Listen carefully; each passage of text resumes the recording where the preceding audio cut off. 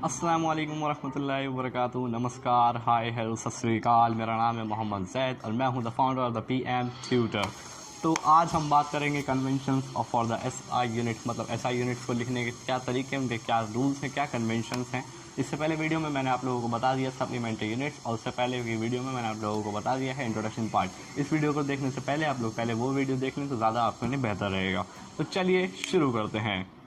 Unit of every physical quantity should be represented by its symbol। मतलब क्या हुआ, मतलब अब मैं एक फोर्स की यूनिट लिखता हूँ न्यूटन, तो मैं न्यूटन का क्या लिखूँगा, सिर्फ n।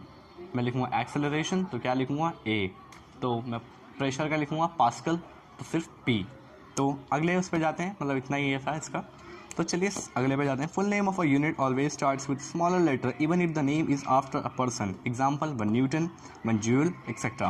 But symbol for the unit name after a person should be in capital letter. Example newton, N for scientist Newton, sir Isaac Newton मैं तो बोलूँगा उनको।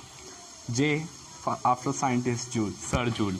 तो इसका मतलब क्या हुआ, मतलब अब जब मैं लिखूँगा प्रेशर की यूनिट देख लीजिए। पहले एग्जाम्पल में हम लिखते हैं 85 पास्कल, तो मैं पास्कल पी कैपिटल नहीं लिखूँगा, पी लिखूँगा मैं स्मॉल, और सिर्फ मैं अगर पास्कल लिखूँगा तो फिर कैपिटल लिखूँगा। It's simple. तो चलिए अब हम अपने तीसरे पे जाते हैं। Symbol for unit do not take plural form.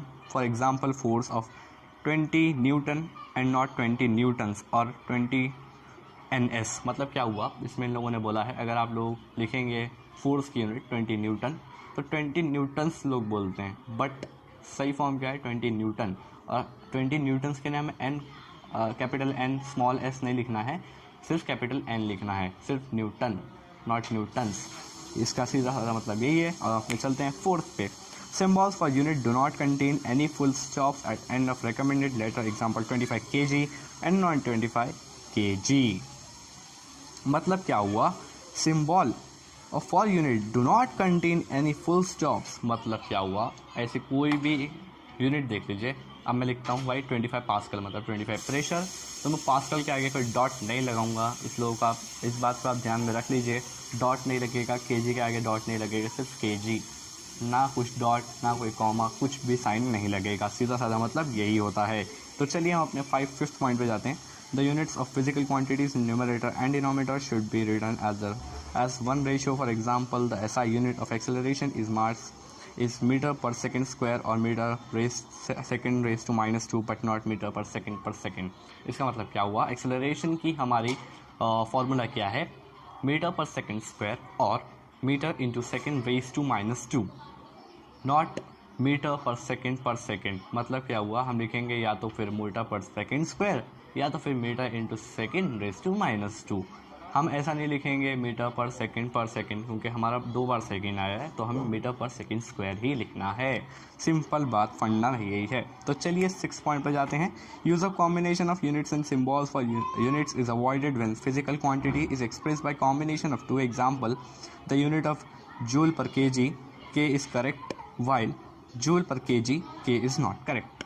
मतलब क्या हुआ, अब हम एक यूनिट लिखेंगे, समझिए joule per KG. Joule per KG मैंने जूल पूरा लिखा है, ठीक है, और केजी को सिंबॉलिकली लिखा है, ये तो गलत हुआ। या तो मैं लिखूँ जूल पर किलोग्राम या फिर J/kg। इसको हमें या तो फिर पूरे नाम के साथ लिखना है एकदम रिस्पेक्ट के साथ, या तो फिर पूरा सिंबॉलिकली लिखना है। इसका मतलब यही हुआ सीधा साधा। अब चलते हैं अपने 7 पॉइंट की तरफ। A prefix symbol is used before the symbol of the unit. This prefix symbol and unit symbol constitute a new symbol for the unit which can be raised to a positive or negative power of 10। 1 millisecond is equals to 1 milliseconds equals to 10 raised to -3 second। 1 µs equals to 1 microsecond equals to 10 raised to -6 seconds। 1 ns 1 nanoseconds equals to 10 raised to -seconds। Use of double prefix is avoided when single prefix is available। मतलब क्या हुआ, हमें या तो फिर 1 µs लिखना है या फिर 10 raised to -6 लिखना है।